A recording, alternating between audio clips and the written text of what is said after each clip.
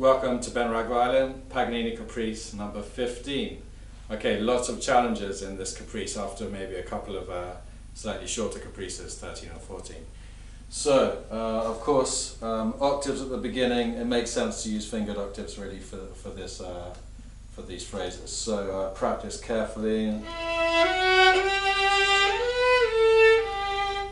Your bowing, the original bowing, which I like to do always as much as possible. Like I always say, Paganini's bowings are always so creative. You never know where he's going to change the slur, how many notes he's going to put in. Technically and musically more interesting. So, as in, don't formalize. You know, a lot of editions really formalize. Great teachers who have slightly formalized some of Paganini's creative bowings. So practice for the bow. So a nice release and spring in the hand. Let's try.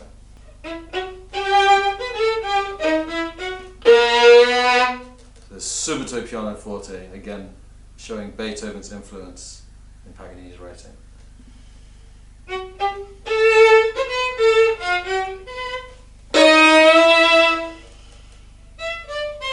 Here, practice the bow.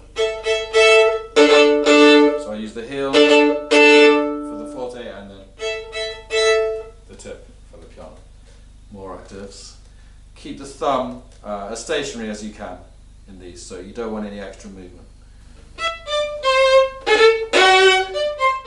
So you see how I go back from third to second, but there's no way I'm moving my thumb just for that. I maneuver back up to G sharp. Same idea. Back we go.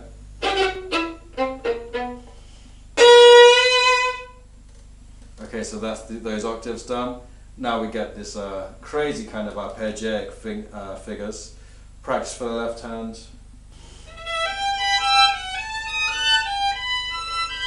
And so on. The bow, just rapid changes across the strings. It's not too successive though, so you can use the arm. It's going to be very light piano, apart from the sudden changes.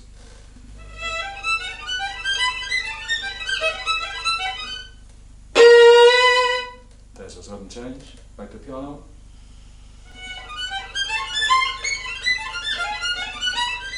Right there for the octave. And then you just got to take over for the top. Make sure it's a good E. Alright, let's try it right at the stratosphere here. Sudden forte here, so get in the string. Back to piano, release. And so on.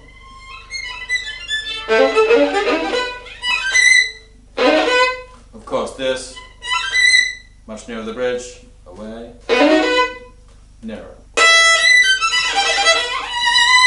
Still my thumb's not moving though. Harmonic at the top is nice. And finishing with the chords. Try and take the finger and the bow off together when we do the harmonic. More brilliance. Okay, so going on into the next section. Lots of staccato. I do this in the way that suits me, so I'll just show you the left hand first.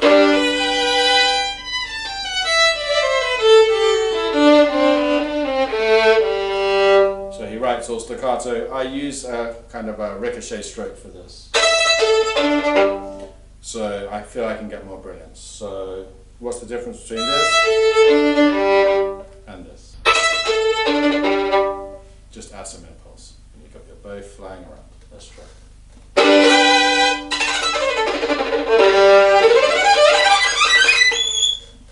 So practice your scales, broken chords, and then you just got to whip up to the top there. Okay, let's go on. More of the same.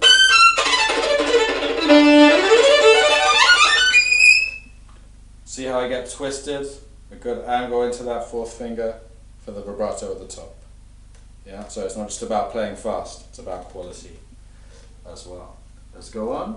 So next little bit. Again, more staccato, a little bit of a different sequence, so let's try just for the left hand.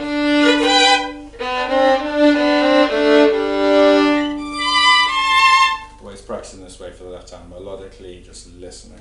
Okay, so for the bow, spring, but then straight over. I use the same kind of bowing pattern for this bounce here.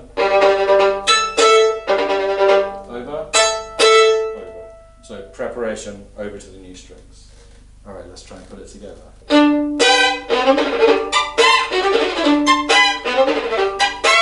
So, use the harmonic again, is useful.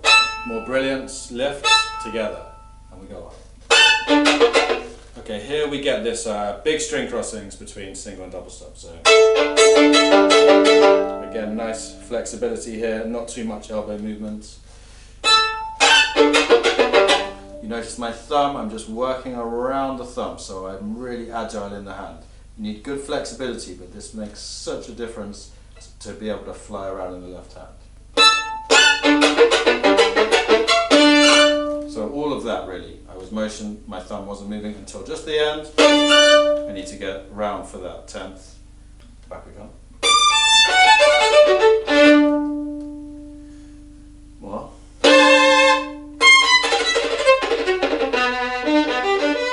Now get more broken chords. Just let the thumb follow the hand.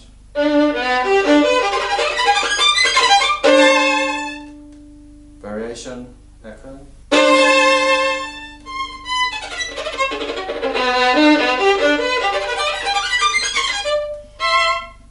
Going on again, we've had this bowing already. Watch my thumb. So is it possible to play in first with your thumb in third? Something like this. If you're not relying a lot on vibrato, then you should be able to do it. You see how easy it is to get around them.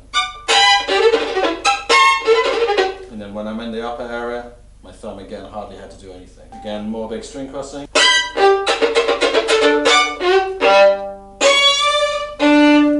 Up we go. Twisted. Ready. Again, just my hand springs back. And finally back.